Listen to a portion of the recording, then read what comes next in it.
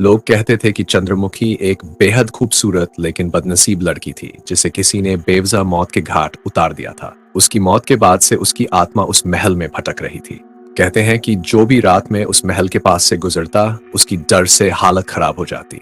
उस गांव के एक युवक रवि ने उस महल के बारे में बहुत कुछ सुन रखा था, लेकिन उसे इन बातों पर यकीन नहीं था। उसने ठान लिया कि वो एक बार उस महल में जाकर चंद्रमुखी की आत्मा से खुद सामना करेगा और देखेगा कि ये सब बातें सच हैं या लोगों की कल्पना। रवि ने अपने कुछ दोस्तों को भी इसके लिए मना लिया। रात के 11 बजे का समय तय किया गया और वे सब महल की तरफ चल पड़े। गांव की गलियों में सन्नाटा था और रात की ठंडी हवा उनके शरीर को कंपा रही थी। रवि और उसके दोस्तों का दिल तेजी से धड़क रहा था, लेकिन वो अपने इरादे से पीछे नहीं हटे।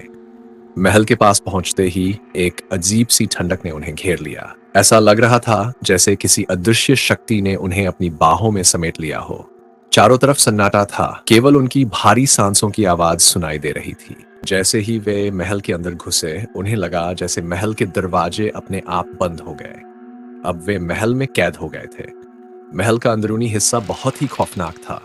पुरानी दीवारों पर दरारें थीं, फर्श पर धूल जमी थी और हर जगह मकड़ी के जाले लगे हुए थे। अचानक उन्होंने एक हल्की सी आवाज सुनी, ऐसा लगा जैसे कोई रो रहा हो। वे सब ठिठक गए और उस आवाज की तरफ ध्यान देने लगे। धीरे धीरे रोने की आवाज तेज होती गई और रवि ने अपने दोस्तों को इशारे से चुप रहने को कहा। उन्होंने देखा कि एक साया धीरे धीरे उनके सामने आकार ले रहा था। उस साये की आंखें अंगारे जैसी जल रही थी और उसका चेहरा भयावह था।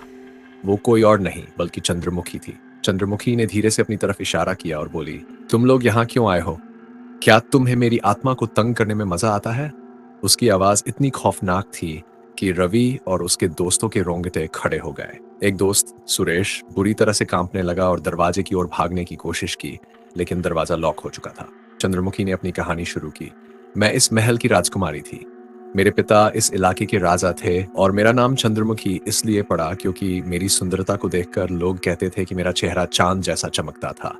लेकिन मेरी किस्मत ने मुझसे मेरी खुशी छीन ली। एक जमींदार जिसे मैंने अपना प्रेमी माना था, उसने मुझे विश्वासघात किया और एक अंधेरी रात में मेरी हत्या कर दी। मेरी आत्मा को इस महल में कैद कर दिया गया और तब से मैं यहीं भटक रही हूँ। रवि ने हिम्मत करके उससे पूछा, क्या हम तुम्हारी मदद कर सकते हैं?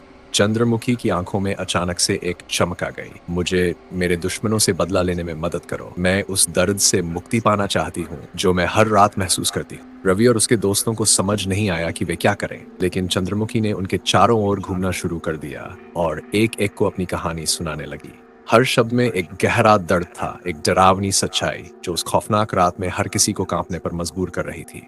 जैसे जैसे रात गहराती गई, चंद्रमुखी की ऊर्जा और भी भयानक हो गई। रवि को लगने लगा कि वह बड़ी गलती कर चुका है।